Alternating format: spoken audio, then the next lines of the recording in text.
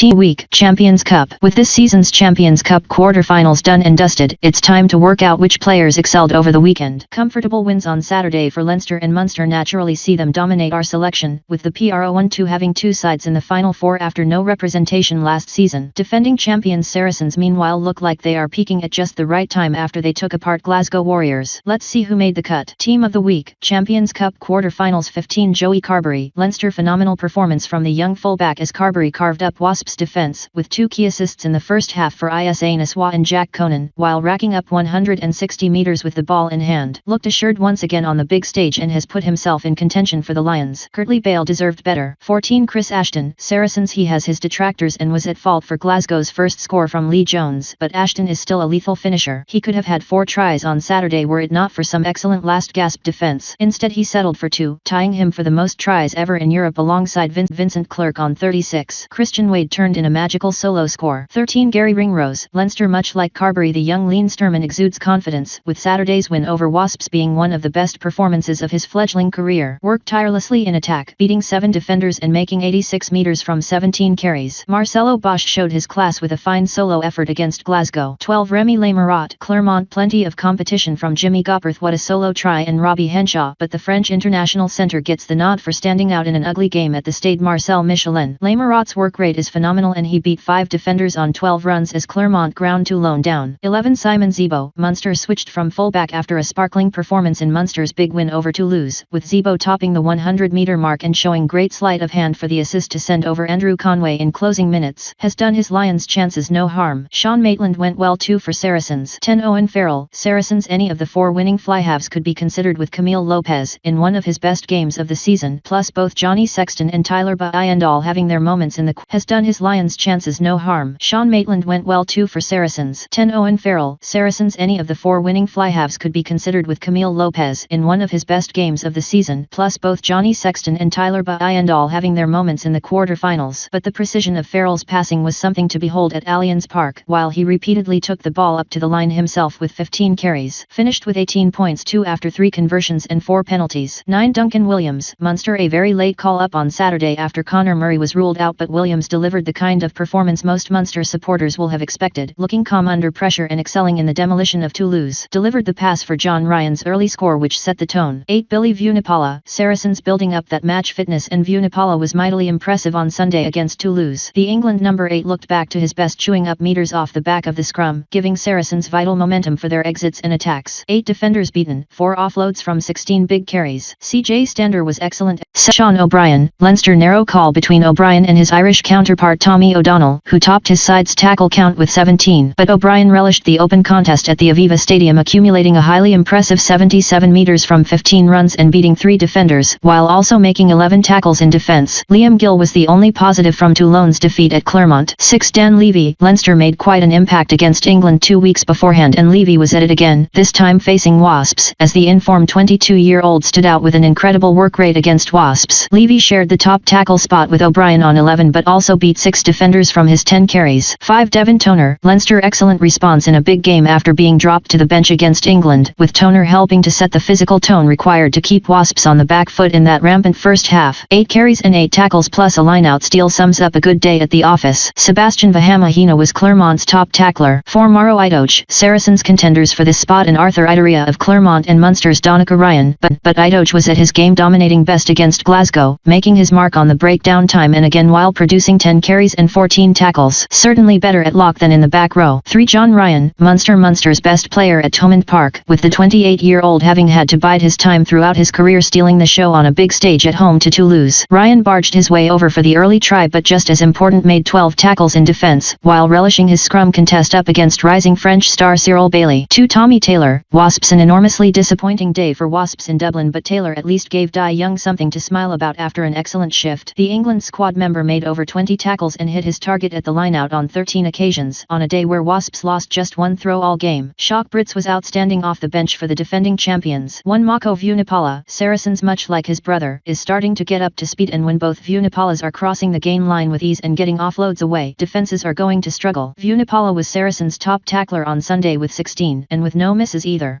Under assessment. Munster have announced their injury report with some stars still under review after after Saturday's quarter-final win against Toulouse at Thomond Park. CJ Stander requires further assessment for an ankle sprain, while Peter O'Mahony, Dave Kilcoyne, both dead legs, and Keith Earls, back, are all expected to be introduced to full training this week. Connor Murray continues to be monitored for the shoulder knock that ruled him out of Saturday's encounter. Francis Saley will be hoping for further game time this week after securing 2 minutes on Saturday when he made an earlier than expected return to action after sustaining a knee injury against Cardiff Blues. Similarly, Ian Keatley's return from a knee injury, sustained during the same Pro-12 encounter, has also progressed positively, with the out half due to take a further part in training this week. Meanwhile, short-term scrum half signing Itoje completes his time with the province this week and makes his return to New Zealand. Continuing to rehab: Jean Clean, neck; Dave Foley, wrist; Ian Keatley, knee; Sean McCarthy, knee; Mike Sherry, back.